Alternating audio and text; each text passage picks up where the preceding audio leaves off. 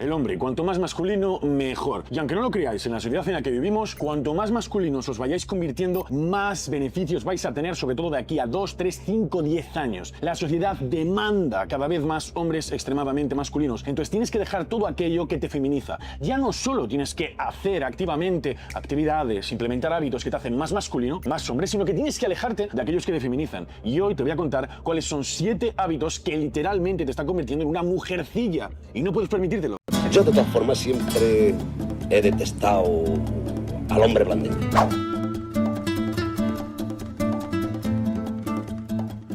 Hola queridas lechucillas y bienvenidas de nuevo al Despertar de Minerva. Hoy vamos a abordar un tema que está en el aire, en el algoritmo y probablemente la bandeja de sugeridos de muchas de vosotras. No lo sé, es un tema espinoso, así que vamos a meterle el bisturí y nos dejamos de historia. Imaginad, lechucillas, esta escena. Un chico joven, quizá de 18, 20 o 25 años. Está solo en su habitación, pasándolo mal. Se siente confundido, las narrativas sociales sobre qué significa ser un hombre le suenan a hueco, la precariedad laboral es asfixiante y sus interacciones románticas o sexuales, a menudo mediadas por aplicaciones, le resultan frustrantes y vacías. No entiende su lugar en el mundo y entonces el algoritmo, que es muy listo, le ofrece un clip. Quizás sea un corte de un podcast o un debate televisivo que se ha hecho viral. En él, un hombre llamado Rodri Salas, con una confianza y una seguridad arrolladoras, está, según el título, educando mujeres o ridiculizando a 3 feministas. El título ya promete, la cruda realidad. Y este chico, en su frustración, siente algo nuevo, siente que por fin alguien le está dando permiso para estar enfadado. Siente, al mismo tiempo, una mezcla de rabia, de vindicación y, sobre todo, de claridad. Pero vamos más allá. Esa escena se repite miles de veces cada día. Y la pregunta que nos vamos a hacer hoy aquí, en el Despertar de Minerva, no es una pregunta simple. No vamos a preguntar si Rodri Salas es bueno o malo, si es un misógino o un gurú. Esas son preguntas de la guerra cultural y aquí preferimos la filosofía. La pregunta que nos haremos es: ¿qué hay detrás de este discurso? ¿Qué es lo que vende el universo Red Pill? ¿Y por qué es tan seductor para tantos hombres jóvenes? Mi tesis, y os la adelanto, es que el fenómeno Red Pill, del que Rodri Salas es hoy uno de sus exponentes mediáticos más visibles en España, es una tormenta perfecta. Me explico. Es la mezcla explosiva de un diagnóstico parcialmente correcto, como es el malestar masculino que es real, con una terapia filosófica, psicológica y social absolutamente desastrosa. Así que, como lechucilla, voy a hacer algo que este discurso rara vez permite. Voy a analizarlo con calma. En este sentido, vamos a coger sus conceptos clave como hipergamia o valor de mercado sexual y los pasaremos por el filtro de la filosofía analítica. Y en segundo lugar, vamos a identificar sus sesgos cognitivos con la ayuda de la psicología y vamos a situarlos sociológicamente también. Importante, lechucillas, esto no es un ataque ad hominem a Rodri Salas, es una crítica al marco discursivo, un análisis de las ideas, sus presuposiciones y sobre todo las trampas. Mi trabajo aquí no es deciros qué pensar, sino invitaros a detectar cuando un argumento es defectuoso, especialmente cuando os está diciendo exactamente lo que queréis oír. Así que preparad el cafecico que empezamos. ¡Al lío!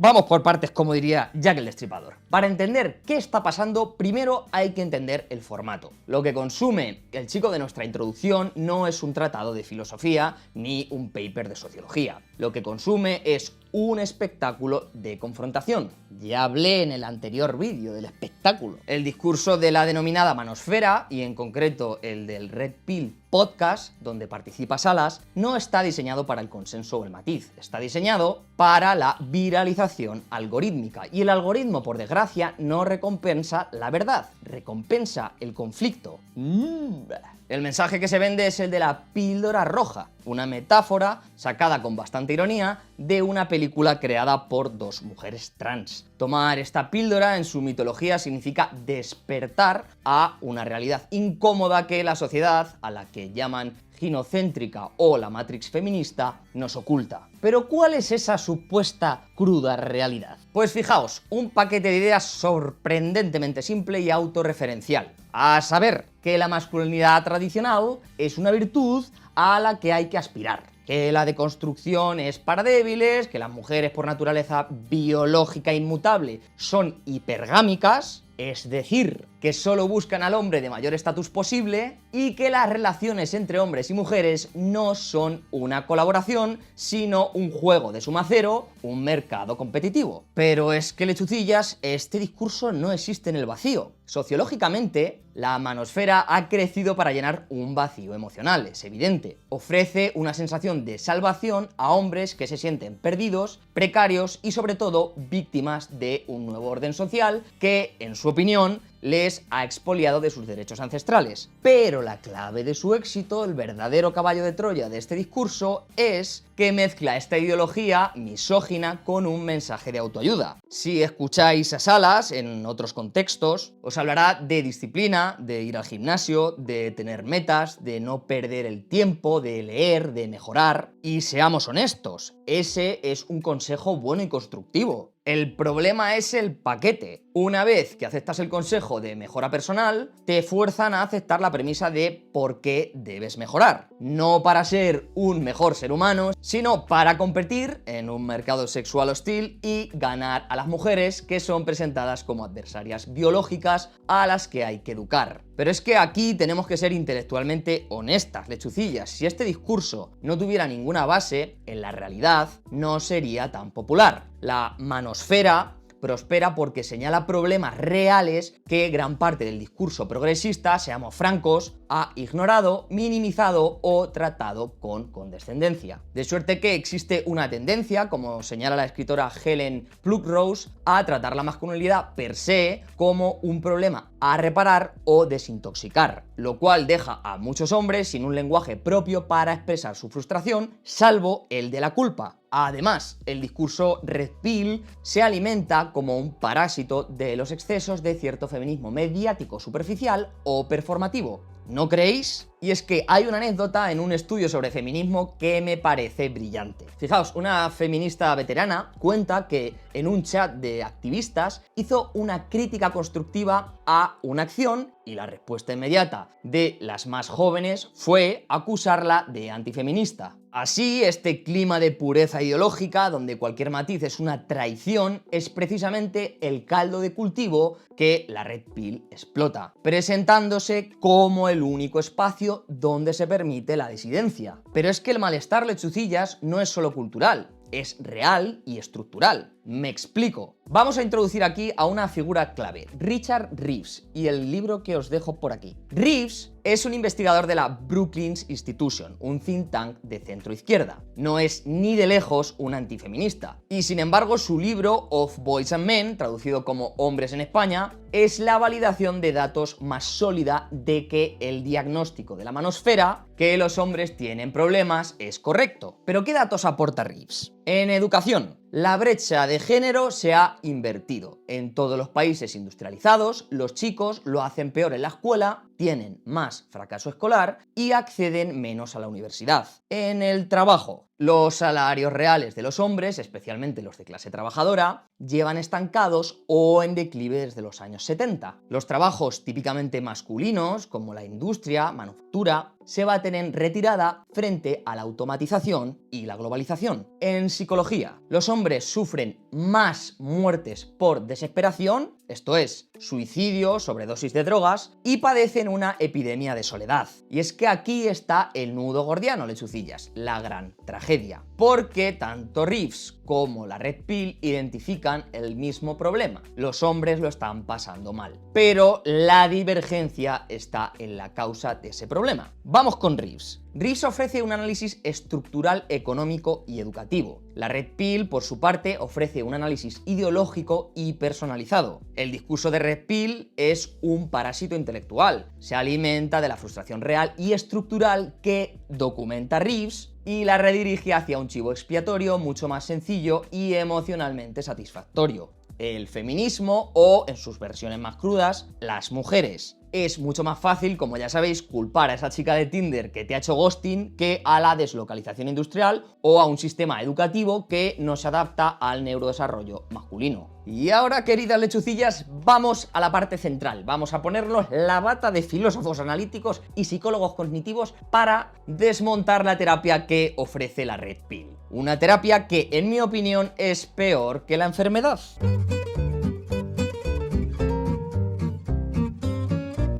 El primer problema de este discurso es que es conceptualmente vago. Utiliza palabras que suenan científicas, pero que son, en el mejor de los casos, ambiguas y, en el peor, auténticas falacias. Lío con las falacias y suscríbete, lechucilla. Venga. Primera falacia: esencialismo de la mujer. El discurso Red Pill habla constantemente de la mujer, la naturaleza femenina o la psicología femenina. Esto es un error filosófico de primero de carrera. La reificación. A saber, tratan un concepto abstracto, como la mujer, como si fuera la única entidad única, fija e inmutable, ignorando la gigantesca variabilidad individual, cultural e histórica. 2. La hipergamia. Este es su concepto estrella. Lo definen como una ley biológica natural e irrefutable, según la cual las mujeres solo buscan mejorar su situación o aparearse con el mejor hombre posible, el alfa. La crítica. Confunden una tendencia estadística con una esencia biológica. Es obvio que en sociedades patriarcales, donde la mujer dependía económicamente del hombre para sobrevivir, la estrategia racional era buscar al mejor proveedor. Lo que ellos llaman biología es, en gran medida, sociología e historia económica. Presentar esto como una ley de hierro inmutable en 2024 es simplemente falso. 3. El análisis del valor de mercado sexual. El otro gran pilar.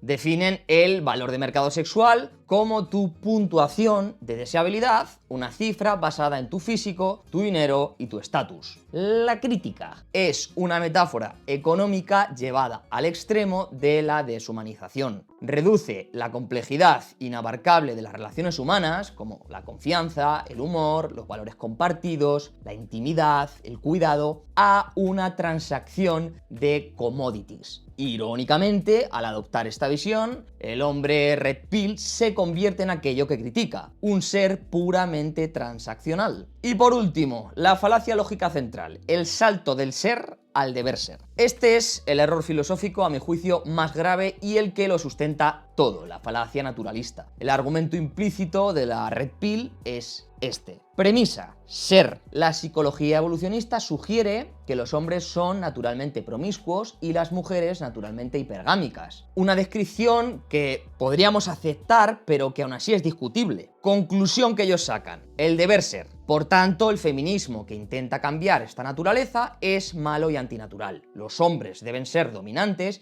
y las mujeres deben aceptar su rol. Y es que, como el gran David Hume y Moore nos enseñaron, esto es un salto lógico inválido. No se puede deducir una norma moral, es decir, lo que debe ser, a partir de una descripción de la naturaleza, lo que es o creemos que fue en el Pleistoceno. La naturaleza está llena de cosas, como violencia, enfermedades, que de ninguna manera consideramos buenas o deseables.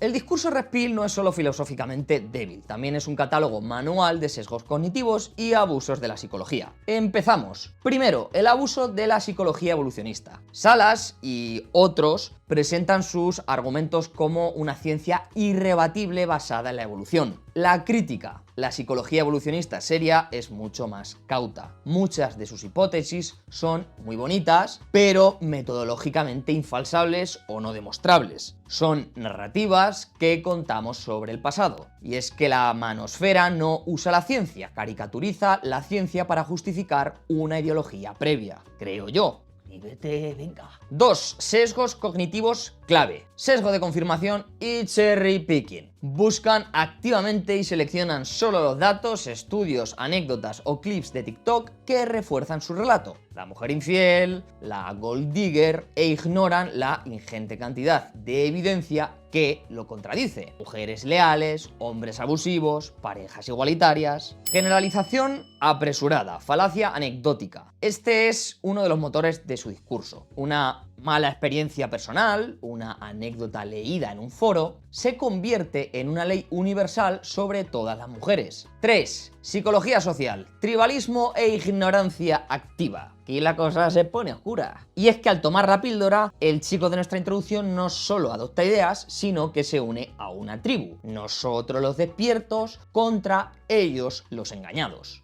La Matrix. Esto activa lo que la epistemología social llama ignorancia activa. A saber, no es una ignorancia pasiva, no es un no saber, sino que es un sistema de ignorancia construido activamente para defender al grupo. La manosfera es un espacio de opresión epistémica. Me explico. Un entorno diseñado estructuralmente para silenciar y deshumanizar las voces disidentes, las mujeres, los hombres deconstruidos, y reforzar la ideología del grupo. Por eso es imposible debatir. El sistema está diseñado para evitar la evidencia. 3. La trampa retórica, el hombre de paja. Esta os gusta a vosotras, lechucillas, ¿eh? Finalmente, el discurso de Salas nunca debate con el feminismo serio. Simone de Beauvoir, Judith Butler, etcétera, etcétera, etcétera. Sus victorias mediáticas se basan en atacar a un hombre de paja, una caricatura de feminista loca, la que supuestamente demoniza la maternidad o la que vive en un mundo de yuppie. Es muy fácil ganar un debate cuando has construido tú al mismo oponente para que sea imbécil. Para que quede claro, esta es la diferencia fundamental entre un análisis serio y una terapia de resentimiento. Vamos con el discurso, lechucillas. Los hombres y niños están en crisis. Datos. El problema, lechucillas, no es que los hombres busquen referentes. El problema es que el algoritmo, para llenar ese vacío emocional, les está ofreciendo primero a la manosfera. La solución real a la crisis masculina no es la guerra cultural de la Red Pill, es la política pública de Richard Reeves. Por ejemplo, si un chico rinde mal en la escuela, un problema real, la solución no es decirle que las profesoras feministas le odian, como sería una prescripción de Red Pill, sino que la solución pasaría por reformar el sistema educativo para que se adapte mejor a su neurodesarrollo, como propone Reeves. Y a nivel personal, la alternativa a la masculinidad hegemónica no es la ausencia de masculinidad, sino una masculinidad mejor,